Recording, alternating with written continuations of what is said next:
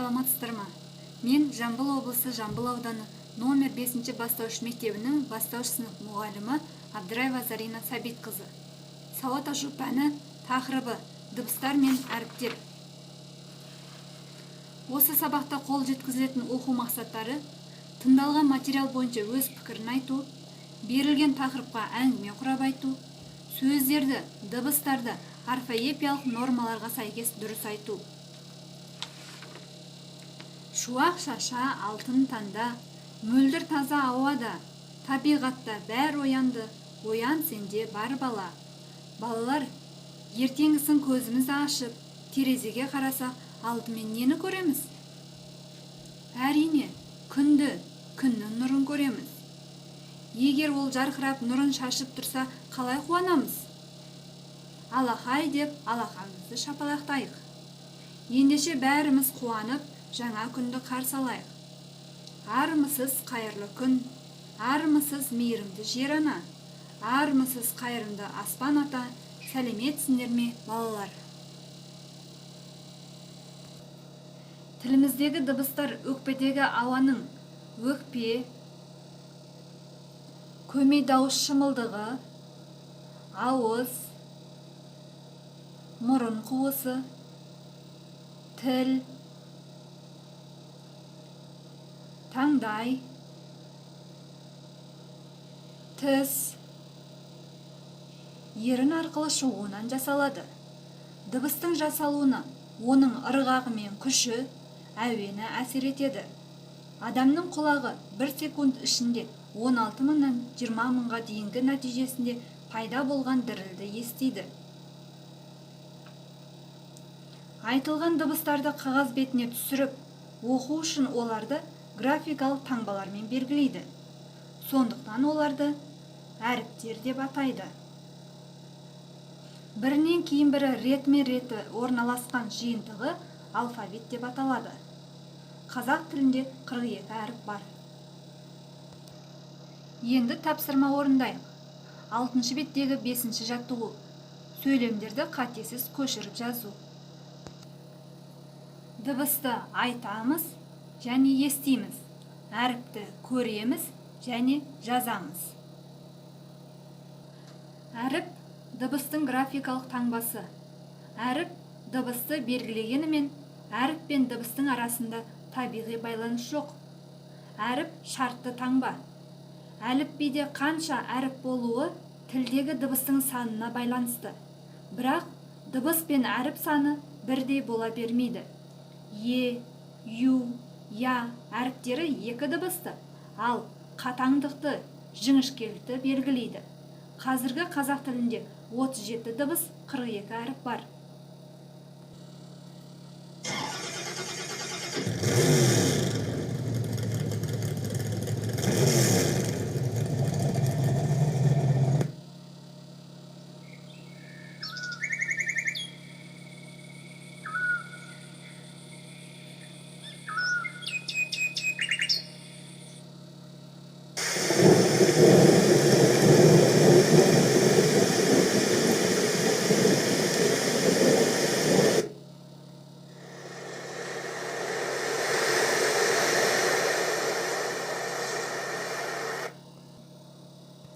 Айналаңа құлақ тұршы. Судың сылдыры, ағаштардың шуылы, мәшине, пойыздың гүрілі естіледі. Бұл дыбыстардан бөлек адамның сөйлеу арқылы шығаратын дыбыстар бар. Дыбыстар біздің бір-біріміздің ойымызды түсінуге көмектеседі. Бұлар тіл дыбыстары. Барлық сөз дыбыстардан тұрады. Оларды жазуда әріппен белгілейміз. Балалар, көзімізді жұмып, ештеңені көрмесек те, менің дауысымды, иттің үруі, машинаның гүрілін естисіңдер. Бұлар дыбыстар. Оларды көзбен көрмегенмен, құлақпен естисің. Оларды естиміз, айтамыз. Дыбыстар әріппен таңбаланып жазылады. Балалар, мына тапсырманы орындайық. Тиісті әріпті қойып, жаз. Дыбыс пен әріп тілдің дыбыстау мүшелері арқылы айтылып, құлақпен естілетін үн дыбыс деп аталады. Оны жазу тілінде белгілейтін шартты белгі әріп деп аталады. Демек, дыбысты айтамыз және естиміз, ал әріпті жазамыз және көреміз. Әріп жазуда дыбысты белгілейтін шартты таңба. Ал балалар, бір сергіп алайық. Мен қазір А дегенде қолдарыңды көтеріңдер. У дегенде қолдарыңды алға созыңдар. О дегенде қолдарыңды айқастырып кеудеге қойыңдар. И дегенде бір қолды жоғары, бір қолды төмен созыңдар. Ал мен қайталаймын әріптерді. А, У, О, И. Өте жақсы жарайсыңдар балалар. Балалар, келесі тапсырмамыз бүгінгі тақырыпқа байланысты дыбыс пен әріп. Кез келген сөзді алып, ол сөзде қанша дыбыс, қанша әріп және қанша буын бар екенін анықтайық. Мысалға, асқабақ 7 дыбыс, 7 әріп, 3 буын бар. Сурет бойынша әңгіме құрап жаз. Сол оқиға байланысты өз пікіріңді айтып көр. Бағалау. Оқушылардың материалды меңгеру деңгейін тексеру. Мәтіндегі негізгі ойды анықтай алу. Қойылған проблемалық сұрақтың жауабын тауып, ой қорытып, кері байланыс жасауын бағалаймын. Әріп элементтерін каллиграфиялық талаптарға сай жазуын бағалаймын. Дыбыс түрлерін ажыратуын бағалаймын. Сөйлемді бас әріппен бастап жазып, сөйлем соңында тиісті тыныс белгілерін қоюын бағалаймын. Балалар, келесі видеоға назар аударайық. Денсаулығымызды сақтайық.